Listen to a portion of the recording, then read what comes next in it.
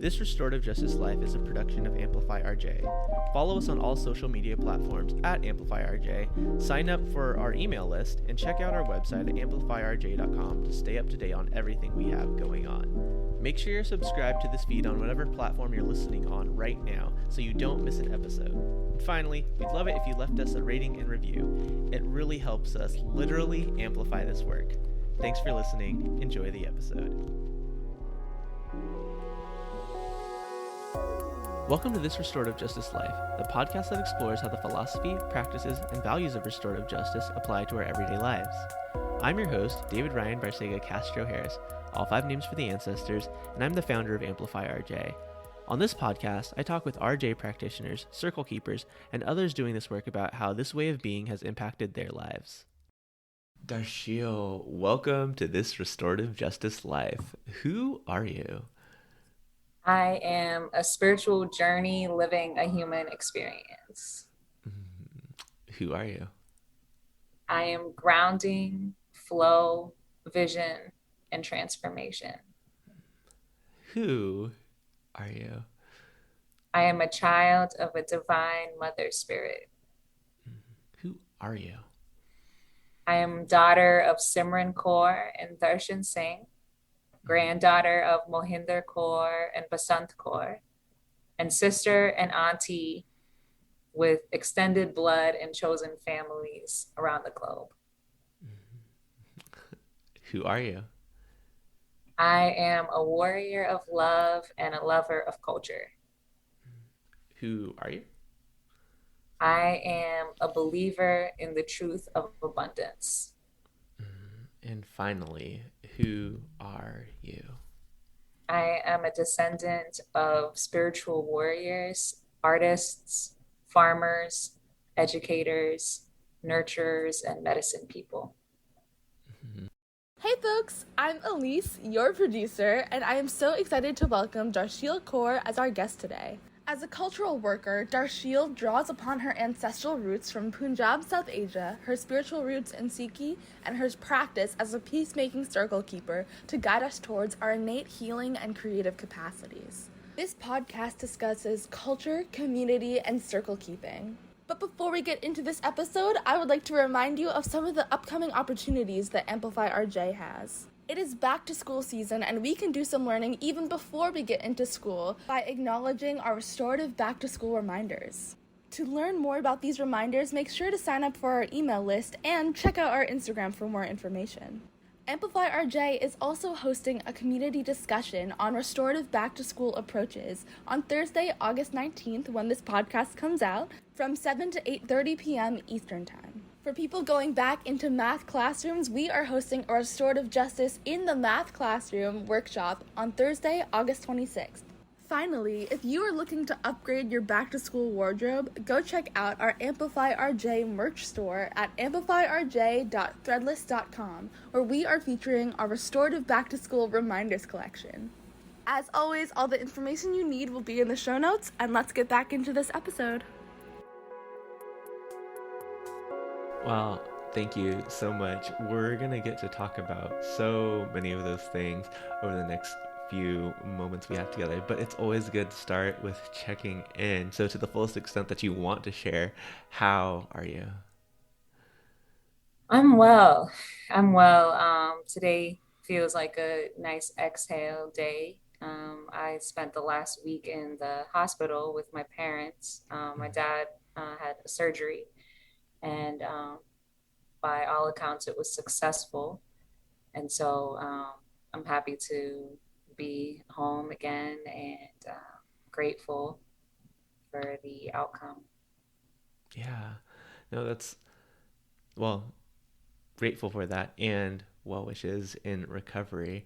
I'm curious, in the bigger scope of things, we're in this crazy ass time that is unlike any other, and I know that we can say that about any moment that we're alive and that history repeats, but how have you been taking care of yourself in the last I'll say year and a half, but you can talk about more recently.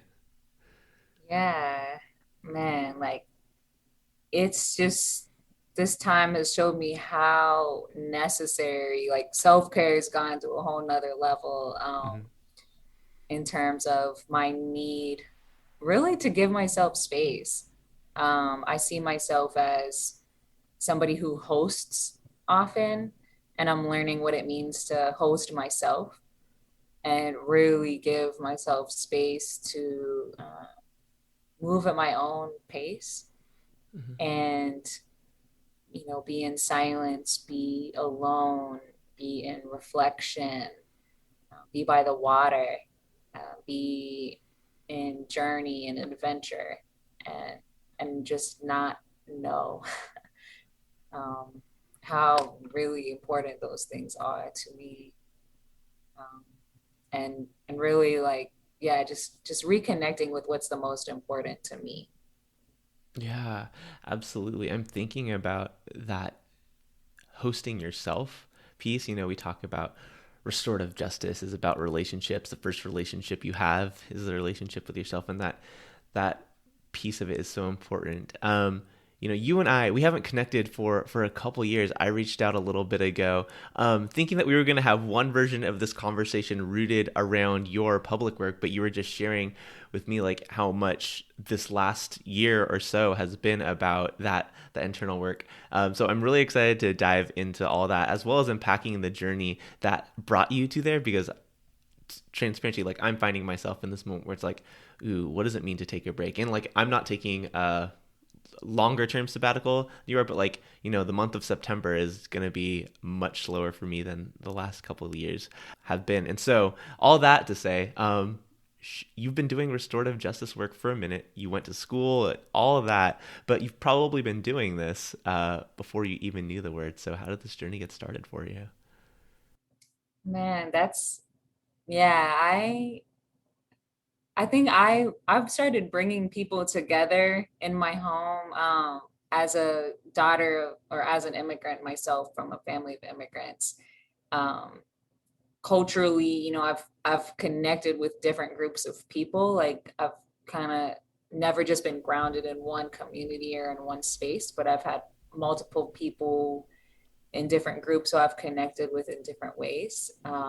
And then as soon as I got my own apartment when I turned 18, I started hosting people. And Mm-hmm. not long after that, like, I started throwing larger parties. But even at that time, when I was having parties, it wasn't just about alcohol or, anything like that. I mean, it was more so like attention to the detail. Like, I would think about the foods that I was providing and making sure that I was actually nourishing people. I would have like little games around, I would put little questions on the tables so that people would be able to have support in connecting with others who they don't know.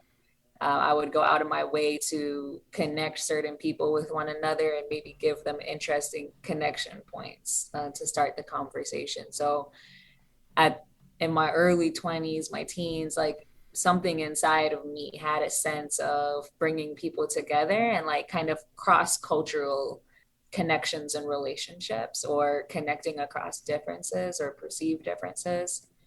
And then, when I went to college, after about 3 years of college, I went to Ohio State University for a semester. And that was right when the Occupy movement started. Mm-hmm. And it's so interesting. Like, I give so much, like, thanks and praise to my younger self. I was about 21 at that time, because something in me felt like I was a facilitator, to where I was facilitating meetings for our Occupy assembly, like, student assembly.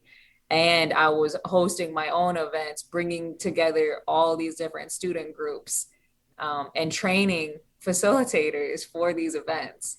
And I had never been trained in any type of group facilitation process. It was just something that was in me. And it was years later, you mentioned I went, to school for restorative justice. I got the language maybe a couple years later, after the Occupy movement. And I just saw it as a way to interrupt the school to prison pipeline. I didn't know too much more about it. But then I went to a conference and I realized the potential was way bigger than I understood. So when I went to school, that's when I was introduced to the circle process. And I've been I've been doing circles since then. Yeah, yeah, absolutely. I'm curious. We're gonna get into those nuances, but I'm want to go back to like what you first said about hosting. What were the examples of hosting that you thought that you were supposed to model after, right? Because for some people, hosting is just about like, all right, here's some food, here's the space, do your thing. Here are the drinks, right? Do your thing. But you were a lot more intentional with that. What were the models that you were looking at with that? Because not everybody has that. Yeah, honestly, my mom, she hosts, but she's more focused on like the food and like cooking the food and putting so much love into the food. Like Indian food takes hours and hours to cook. And it's an all day affair. And then making sure everybody has food to eat. But my mom typically wouldn't be present as much in the social environment. She would mainly be in the kitchen or walking back and forth between the kitchen and where people were sitting. So I really don't know where I got the ideas around little games and little questions and the little activities and stuff that I would put there. It's probably from, you know, a need that I perceived within myself, like growing up once again as an immigrant. And I was about 4 years old when I started engaging. When we first moved to this country, I started having to engage cross culturally like that and felt like an outsider. And I didn't have any type of like pathway laid out for me to express who I was and get to know other people for who they were in an authentic way. So just, I think after years and years of those experiences growing up, by the time I got to my teens and 20s, I just had a deeper sense of what was needed to like truly build authentic community and to not assume like shared culture and shared understandings between people. Yeah, so much of doing this work for many people who we've had here and many people in general, right? You do the thing that you feel like you needed, right? And Yeah, it fills a need for so many other people. I'm curious if that translated to the space where you were called into facilitation during Occupy and following that. definitely. It definitely was the first meeting that I facilitated.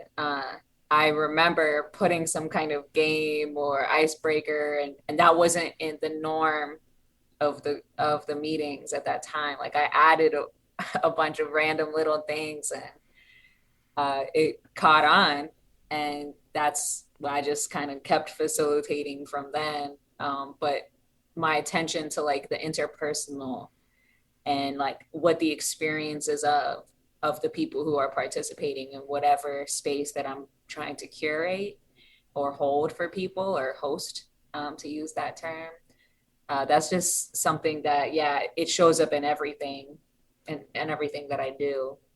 Yeah, I'm thinking about a training that I was facilitating just 2 days ago, where in our quote unquote role plays, I kind of cringe at that word because like we're never really role playing, but when someone was practicing their facilitation of a restorative conversation, right, they're leading with like, all right, what are the agreements that we need to make in order to make the space safe? And I think that's a really important step.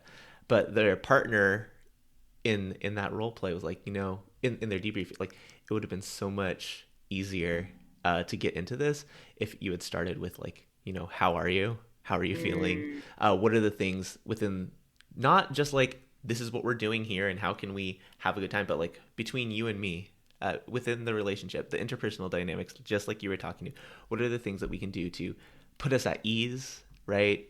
Know that we're both humans, having this experience that is really important and arguably difficult depending on the situation that you're facing. But it's so important to make sure that there is that human connection, and games can be such a wonderful part of that. Are there a game or two that you like wouldn't mind describing that would translate well to an audio medium? I realize we're limited here.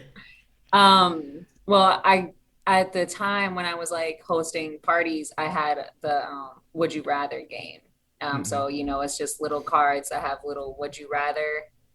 Would you rather have hands on your forehead or um, feet coming out your belly? Just really like silly Would you rather cards. So yeah, that was the original type of game, I guess, that I would use in those type of spaces. Now I don't do as many games now, and I'm more so because now I've gotten more into like wellness type of work, like mind, body, spirit. Mm-hmm. So it's more like I'm tending to our relationship with ourselves while we're in the space together, and really making sure people have the opportunity to tap in with themselves. So I really enjoy doing like a 10-minute write, Mm-hmm. free write or brain dump, where Yeah. we all can just like write, and we're being vulnerable and authentic in space with one another, but we still have a lot of choice in terms of what is shared and what's not. So I can write and be totally free flowing, and you're sitting right next to me, but you're not reading what's on my paper. But I'm able to kind of open up and go through whatever release or energetic transformation that brings up for me. And then I can choose from there, what I want to share in the check-in. Yeah, and both work, right? People who are coming to a space for wellness and healing are a lot more likely to be able to jump into a 10-minute free write than people at a party, right? Or people at an organizing meeting, right? Where the question like, would you rather have teeth for toes or toes for teeth? Like, is just like a hey, like let's this is a human experience that we're having together, right? Both work, and I really appreciate the spectrum of different ways that and the multitude of ways that we can definitely do this. Yeah, it's usually like based on what the purpose of the gathering, and then I can go from there. Actually, when I was in Chicago at Circles and Ciphers, they have a freestyle circle, Mm-hmm. and one icebreaker that I learned from the freestyle circle was the Miss Mary Mac, Mm-hmm. um, Miss Mary Mac, all dressed in black. We would write that down, and we would go around in the circle, and everyone would say one line. And so I've done that in groups where everyone says a line, and we just keep going until the group naturally develops a rhythm and starts to snap along or add their own sounds or beats to it, as a way to kind of open up that creative flow without the pressure of freestyling. Yeah. I know there are a lot of people who listen to this and are often looking like, what is the exact toolkit?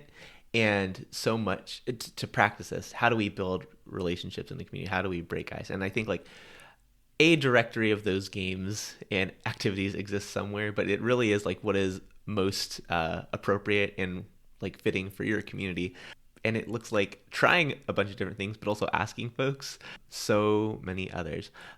You talked about, going from Ohio State to really formally learning the words restorative justice and deciding to pursue it as a way to interrupt the school to prison pipeline. Further on learning it so much more. Can you describe a little bit more of that journey? Yeah, so I had just so I went to OSU for about 6 months, just as like an interim, and then I moved back to Dayton to complete my undergraduate at Wright State University. And while I was completing that year, I started, getting more involved with efforts in the broader Dayton community. And one of the things was educational justice and interrupting the school to prison pipeline. And restorative justice was named as like an alternative. And that's all I really knew about it. And then about a year later, John Crawford was murdered at Walmart down the street from Wright State and by the police. And this was about a week before Mike Brown was killed in Ferguson. And so during that time, like I got really active, you know, in this fight for justice for John Crawford. And along with a group of comrades of mine, mainly whom I met in Columbus, actually in the Occupy movement. And for about 3-4 months, we were doing like intense, like direct action organizing and community meetings and everything. And I remember towards when we started getting really close to the court date, the grand jury process and everything, just really thinking like, what is justice? Like, what are we really fighting for? You know, we had certain demands like for the officers to be fired and for the trainings to be changed for the ways that officers are trained for active shooter situations in Ohio, as well as the person who called 911 actually told some lies about John, which is what ended up getting him killed. And so for that man to be held accountable as well. So we had these demands, but part of me knew deep down that that wasn't going to fully satisfy us, even if they did meet all 3 of those demands. Mm-hmm. And so I started questioning, you know, what are we really wanting here? What are we really fighting for? So many people were mobilized during that time around this concept of justice. And so I knew justice was something powerful enough to move lots of people from different backgrounds, different ages. People traveled across the country to be here. We had 86 people march 11 and a half miles for a pilgrimage during the time of the grand jury. So that's when I started asking that question, what is justice? And I'd remembered that I'd heard of this thing called restorative justice, but I didn't really know much about it. So I decided to go to a conference about restorative justice, and it was in Vermont, I think. Mm-hmm. And that's when I started seeing like the international implications, because there were some people from the continent of Africa, like from different countries around there, who were using the principles of restorative justice for their whole country. So what they call transitional justice, when they're transitioning from war to post-war, how do victims get reparations? How do, you know, root causes of the war get transformed in the new structure that they're building as a country? So that was like just really expanded my understanding. And then I got to meet Fania Davis, who had a session, and she spent the bulk of her session talking about racial justice within the restorative justice movement, and how, you know, just following like some restorative justice principles doesn't necessarily equate to racial justice, and that there needs to be like an intentional awareness and focus on racial justice within the restorative justice movement. And so that's what really hooked me after coming off of a lot of really intense work around racial justice. So from there, I started looking up programs, and I found the only master's in restorative justice at that time, which was at the Center for Justice and Peace Building at Eastern Mennonite University in Virginia. And so I applied and I got in, and I actually met Howard Zehr, who is, you know, seen as one of the prominent voices around restorative justice. And I told him that I was there to study restorative justice with the intersection of racial justice, because I didn't want to perpetuate white supremacy within the work, whatever future work or studies that I was going to do. And he gave me the thumbs up, and he said, yeah, we need that. So please come and do that. So I started my master's in conflict transformation with focuses on restorative justice and psychosocial trauma and resilience. Mm-hmm.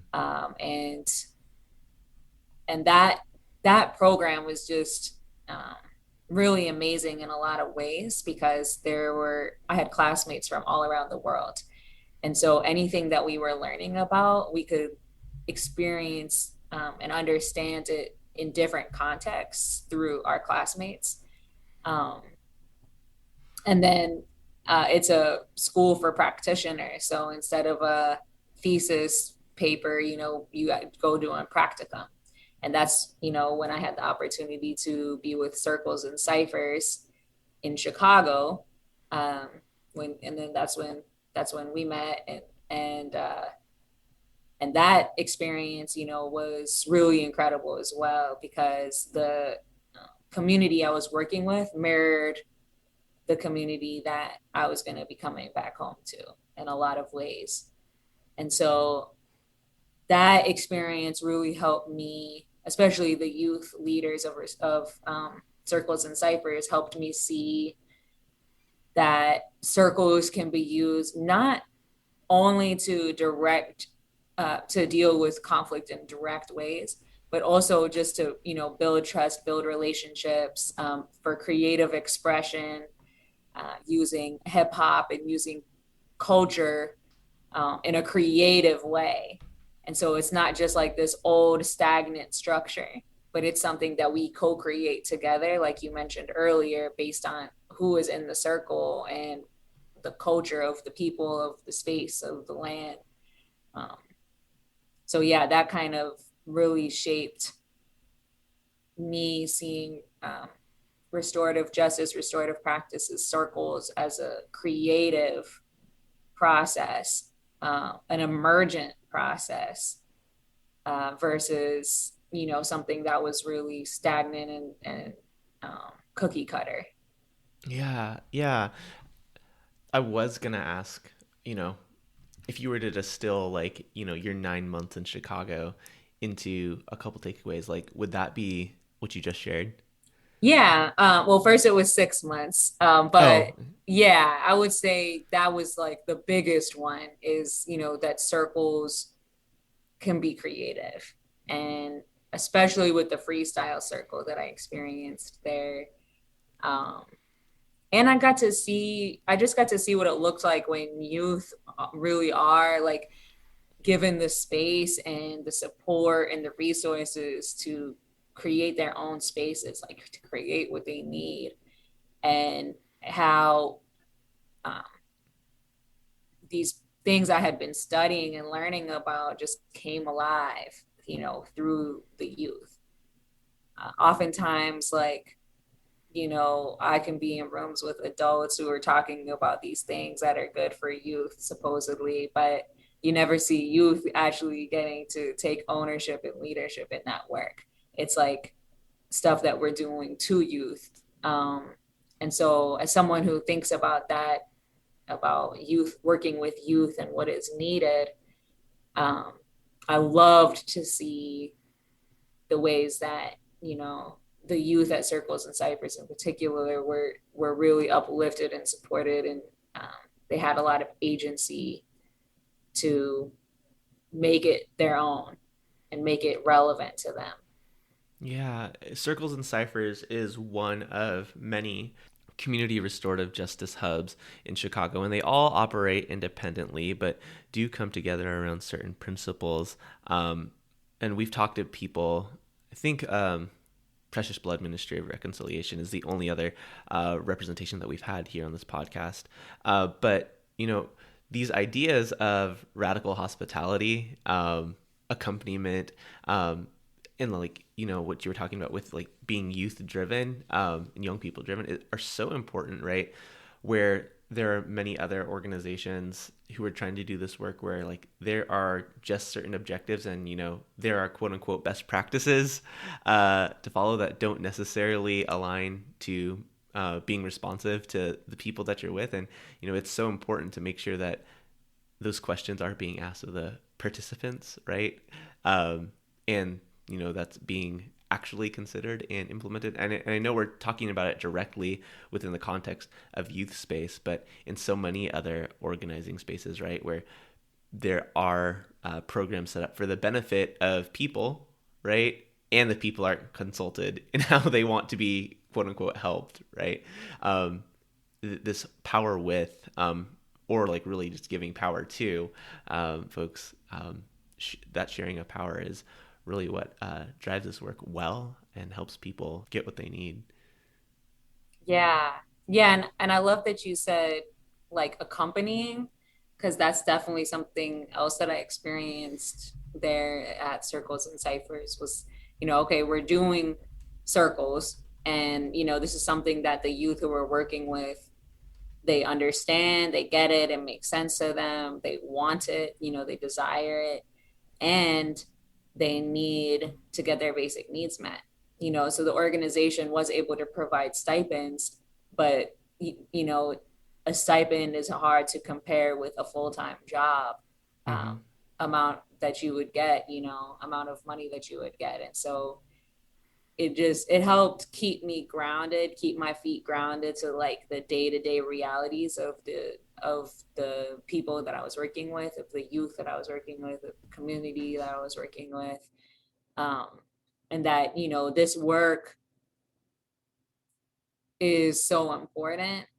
And I guess it's kind of like from a materialist point of view, people don't just get involved with social movements or social justice or envisioning the world that we want to see just because it sounds pretty, like it's because people are moved based on their lived realities. And just because somebody is doing work that can sound sexy, or can sound progressive or, on the university plane, that doesn't mean that changes what their day-to-day lived realities and material realities are. That's something that I knew from organizing work, that even doing organizing work, community organizing, and being able to get paid to get voter registrations or whatever type of organizing work, and being able to get paid to do it, like a lot of my comrades were still experiencing a lot of the same traumas in their daily lives, insecurities with housing and food and violence and intimidation from police and all kind of conditions that just made daily life a struggle, even though they were in this kind of elevated position of being seen as a community leader, an organizer, somebody who's like trying to progress the community forward.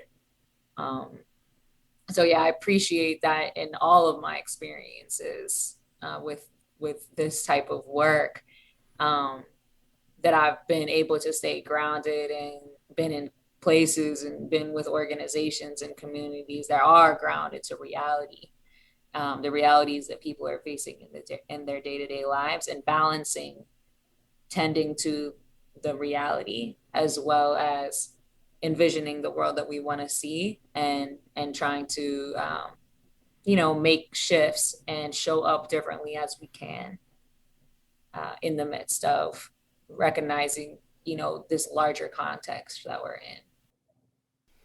It's almost in like every single relationship that we participate in, every system that we engage in, like what are the ways that the relationship is honored, right? How do you, thinking about like your position in a relationship, like make sure that the other people, whether, I don't know that I'm articulating this incredibly clearly, whether the people in the relationship you're within like traditionally have more power or less power, and you like, how are you making sure that people are still getting their needs met? I think it's complicated when you think about the resources that people have, even with irrespective of power and like the needs that they have, like this idea of, oh man, this probably isn't very clear at all. This idea of like equity, people getting what they need, and that doesn't necessarily look like the same thing for all people. But you find those things out through relationships, right? Mm-hmm. And then figure out how to meet those needs. Yes, exactly. Thank you. I, you said it. You said it. And that's the power of, of relationships, is that you can have these structures, or you can have these plans of like how things are supposed to go, and organizations are like, oh, we're just gonna do circles, and we're gonna bring restorative practices, and a lot of times that's seen as like a fix all, Mm-hmm. like, oh, we're just gonna do this and then everything's gonna be all right. And what it does is it allows us to be in deeper relationship with each other, and to exist more into the complexities of everyone's day-to-day life. It's not just something that wipes away all of the complexity and makes everything easier, but it actually uplifts the complexity even more. But it allows us to lean a little bit more into interdependence, and like think about like how we can support each other even more, and how we are impacted by one another, um, naturally, whether we're being intentional about that impact or not. So how can we be a little bit more intentional and aware of the ways that we impact one another and are impacted by one another? Yeah, you've taken that, having graduated from CJP, having left Chicago back home to Dayton, Ohio. Um, and you've done a number of different things in community there, trying to build this ethos, this ethic of, yes, restorative justice, but in some ways, like, you haven't really been using those words to organize people around this ethic. How have you been doing that? Yeah, so I started where I felt like I had influence, so when I first moved back to Dayton, I joined an AmeriCorps program, where I kind of developed an after school program, primarily focused on immigrant and refugee students at a local high school. But it was open to everybody.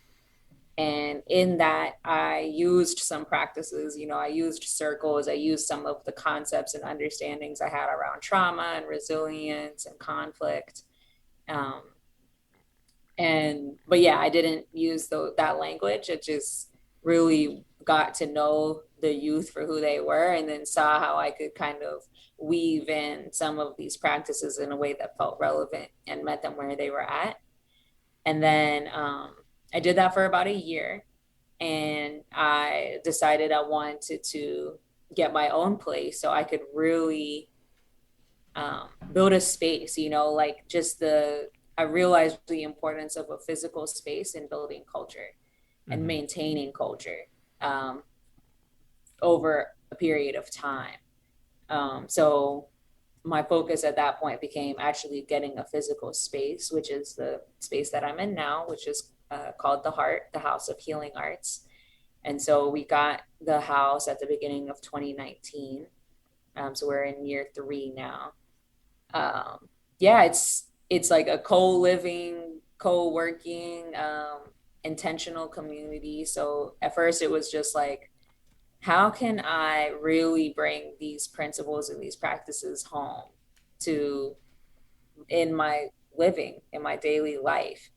How am I practicing interdependence, just myself, before I go out here and talk to all these people about these wonderful theories and concepts, like how I'm actually living it out? And I realized like I needed to actually live with my friends or live with people who I care about to get that next level of interaction, and to workshop, what does it mean? What does interdependent living mean? Communal living. Um, Yeah. and so yeah, that's really what this has all been an experiment in. What were the first conversations you had with, like, the people you wanted to invite into that kind of living space? Because intentional community, intentional communal living, it's cheaper, but it's not easy. Yeah. And I will say I probably could have done a better job, like really mapping and laying out what it was going to be, and getting clear, agreements from everybody. Mm-hmm. But I, being the fluid person that I am, I had conversations. around, you know, everyone I talked to was an artist, and we all were wanting to do some form of like public work, you know. So my roommate right now, he's a photographer. He's been here with me since the beginning. And then the other two people who were here in that first cohort were poets and among other artist forms. And so we all had some desire to like host, and we liked bringing, you know, my photographer friend has a photo studio, you know, like there's some need for space to do our work. And then there's also a need to be practical about our living expenses. So, and then the third piece of that was just healing, right? So that we can support each other. And, you know, we, in our organizing community in Ohio, we at that point had lost one of our comrades to suicide. And at this point, we've lost another one as well. And all of the people who I talk to know those people. And so to understand that we need each other, and that like we can't keep operating as usual, but we need to do something different than we are doing currently. That wasn't a hard sell.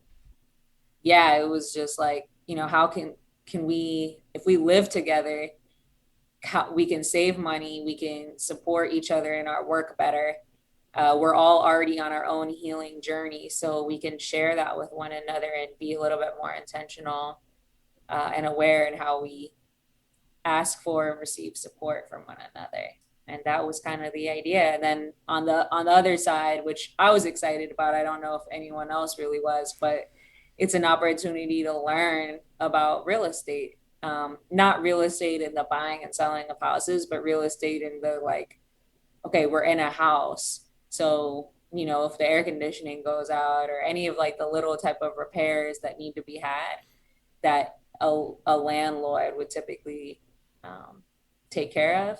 This is an opportunity for us to practice like actually living in a house and learning some of those basic things before we one day, you know, have and build our own families and may, you know, have some of these type of responsibilities in the future. Yeah.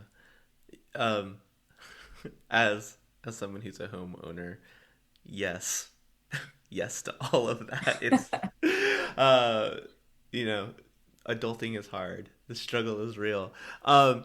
You know, before this, you and I were talking a little bit about how you really wanted this to be a space where like you could practice in everyday life, right? This restorative justice life, to say the name of the podcast in the podcast, right? Why this approach, and why not searching for professional roles, quote unquote, doing this? Yeah. Well, first of all, I mean, in Dayton, there really isn't any like organizations that have centered restorative justice. And so there's not an infrastructure for professional work in this field, unfortunately. I have been able to do some trainings and workshops, but I understood that it was a cultural shift that was needed. Through that was one of my biggest takeaways, like from my time at CJP, not just with the academic program, but just getting more connected into the restorative justice um, community of practitioners around the country, and just going to conferences and things like that, and just really tapping into the movement of restorative justice. I'm a culturally oriented person. Like I mentioned at the beginning, I'm a lover of culture. And so I think about culture, and I was like, yeah, this is, I can see how in other places where restorative practices have been brought in, but the culture shift didn't happen, and it actually caused more problems and more division in the community. And not only that, but now some people have like a bad taste in their mouth when they think about restorative justice. Mm-hmm. And so I knew that um, I wouldn't be operating with full integrity if I just came in and started training people in some sort of practices when I knew the culture and the consciousness wasn't there. So I kind of took that on. This is my hometown, um, the place that I've spent the most time in my life, even as an immigrant. And this was the place that I had in mind when I went to grad school. So Dayton was the my case study for most of my projects and the work that I did in school. So I knew I had to honor where we're at here, and not try and just bring some outside model and toss it on top just to make myself feel good. That totally makes sense. And I'm thinking about, a lot of when I look at the stats of this podcast, a lot of people are listening from Chicago, Southern California, the Bay, Pacific Northwest, New York, right? And there are very many people who aren't in those spaces either, where they're quote unquote hotbeds of restorative justice. I know many people are working in education, and so there's a little bit more of a bend towards that in education spaces. But I don't think that people necessarily have to start their own intentional work and living situations, co-ops, to practice this. But like, you found a way to like help shift the culture within your sphere of influence, and that's all any of us can do. I'm curious what your and knowing that you're still on sabbatical figuring this out, I'm curious if you have a long-term vision for Heart of Hope specifically. Wait, no, sorry, House of Healing specifically, and for Restorative Dayton. Yeah, the heart is like the House of Healing Arts. It I have been carrying a vision, and part of this sabbatical is me kind of like, I guess, releasing it. And so that's really hard as someone who sees myself as a visionary. But at its core, it's a place where people can come and do three things: what we call ground, center, align. Grounding in something bigger than us, which would be, it could be the community, it could be spiritually, it could be this house, you know, and then centering within ourselves, of understanding who we are within that. And then from that place, we can align with one another.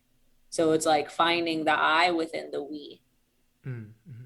And that has happened in all of the different forms that we've existed together as an intentional community at the heart since the beginning. And I think that it will continue to do that. To me, that's the essence. So that no matter what the details look like, that is a very important piece of what the heart means to me.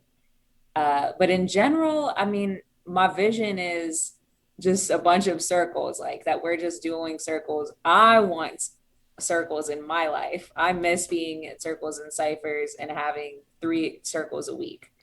A creative expression circle, a freestyle circle, um, a circle for queer people of color, queer women of color, a community circle of all ages, age groups, and creative writing together, checking in and sharing my rose and my thorn, and just really being in that deep community with one another and with constant intentional expression in between just like day-to-day life with one another. So yeah, my vision is just more circles and more of a consciousness, like in the schools, in the criminal legal system, and families, and as an abolitionist strategy to like really co-create culture and take ownership and determination over the world that we want to see, where we don't just hide our problems away or try and throw them away into cages, but we actually work through them and utilize conflict as a way to tap into transformation, which to me is, change is God. And so the more we can tap into change and be intentional with the flow of change, the better. the more aligned we will be, spiritually, with the earth and with spirit. Was that Octavia Butler, or is that Sikhism that I'm not familiar with? Well, Angela Davis has a quote about us, you know, taking society's problems and locking them up in cages. Sorry, I Um, meant like that changes God. The God has Changes, changed where parts. is, yeah, I don't, God has it changed is sounds Octavia like Butler. Octavia Butler. Yeah. Yeah, Yeah. Um, I'm sure like my Sikh worldview like is woven through everything that I say. Um, but yeah, I think that quote in particular, yeah, is Octavia Butler. gotcha, gotcha. No, that's perfect. Um, I want to transition to the questions that I ask everyone. We've talked around it a lot, but for you, define restorative justice. Hmm. Restorative justice is another way of dealing with conflict or harm that maintains like the interdependence and the dignity of everybody involved. And so it's not just ever between two people, but if there's a conflict or a harm or a crime, it's a reflection of the community. It's a reflection of the environment. And so how can we bring everybody together to heal together? Yeah, beautiful. As you've been doing this work, what has been like an oh shit moment, and what did you learn from it? It's constantly like theory versus reality. Mm. So conflicts will occur and people will call me. I've had like commissioners call me. I have people in the community call me and they're like, here's this situation that is happening. How would it be handled in a, restorative way? How could it be? And theoretically, I can map out how this beautiful process could go down, and but then the reality is another thing. It's like, okay, well, we don't have the time, we don't have the resources, we don't have the buy-in, we don't have enough restorative practitioners to even hold that type of a space. Um, the the person who caused harm is not in a place of self accountability. So like all of these different things are not in place. And so it's like, well, theory sounds nice, but here we are. And it it's not it's not easy to see like how to get from point A to point B, how to get from reality to like where we would need to be for this restorative process to take place. So that, yeah, that's kind of like the oh shit moment for me that happens regularly, is the layers and levels and the nuance to every single conflict. And there's so much more to take in than what meets the eye. Oftentimes we think this is what the conflict is, like, oh, well, this person, and this person, and they said this and they said that. And it's like, well, there's all this other stuff that really plays into the situation. So it's not really as clear as it may seem. And it would take a lot more intention, effort, time, care to work through all of that. Yeah, for sure.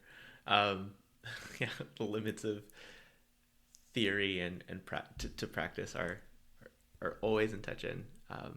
Always in tension. Um, you get to sit in circle with four people, living or dead. Who are they, and what's the question that you ask the circle? Mm. My grandmother, probably Fania, and there's a Sikh warrior who was named Mao Bago. So she would be there. And Harriet Tubman. Mm. And what's the question you ask the circle? What's one piece of wisdom that was passed down to you or that you received that has helped you throughout your life? what's one piece of wisdom that's been passed down to you that's helped you move through your life? My father would tell me that um, always speak my message. And so, in the context that, he shared it, like I doing media stuff and being interviewed by reporters. And he's like, people may ask you questions, but you don't have to answer their questions. You just say what your message is and you just keep repeating your message. And whenever you have the opportunity to share your message, you take it. So it just really helped me own that it's like, yeah, I have a message at all times.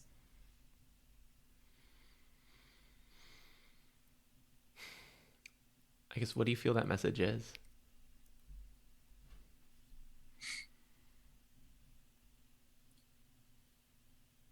My message is that abundance is real and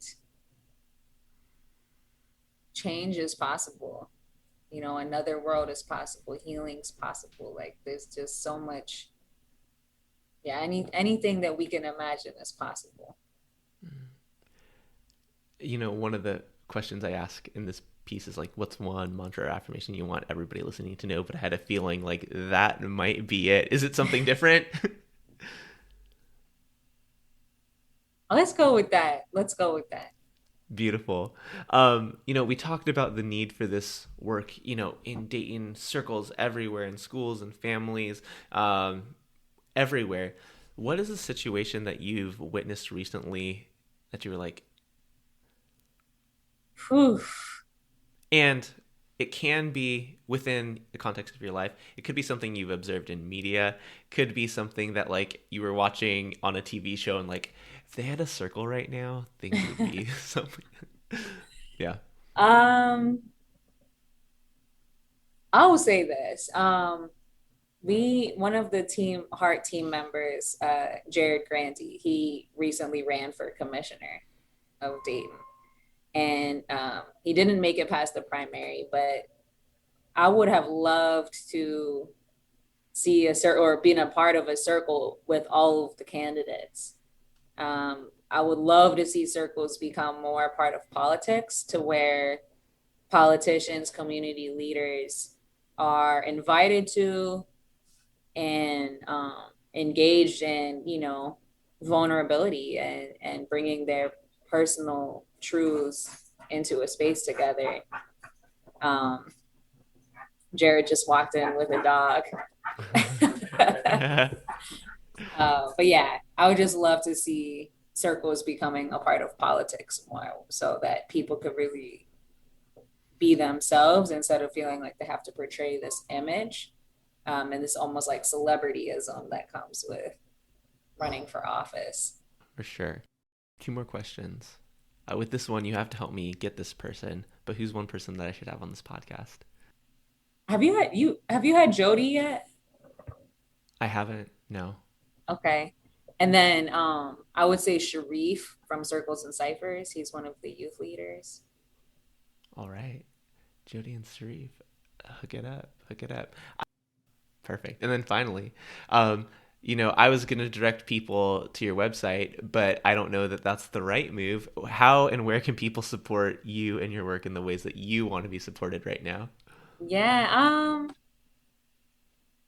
I would say, you could join the email list on the website. I will use it eventually. So that would be one way, which would just DarsheelKaur.com. And then my Instagram.